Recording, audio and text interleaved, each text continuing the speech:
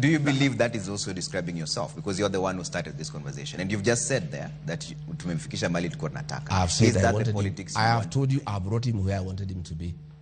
That's what I wanted. And he is where I wanted him. Jinsi ulivyonena hapo awali, hii tabia yake ambayo unasema ni kutupa cheche za maneno makali, uligundua lini? Nini?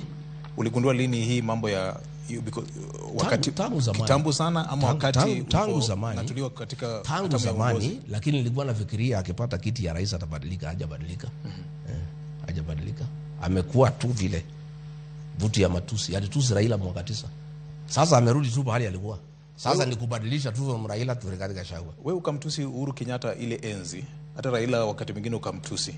Tofauti yako kati na yeye iko wapi? Nafikiri tuongee mambo ya maana ile tasaidia hii interview. Kuna masuala ya uadilifu na hiyo nimekataa. Kwa sababu sasa mnataka ikue hii interview ni mambo ya matusi. Mimi nimesema rais amekuwa akinitukana Nyanza for 5 days. Siwezi kuwa na interview kuendelea na mambo ya matusi ile rais anafanya Nyanza. Hiyo nimekataa.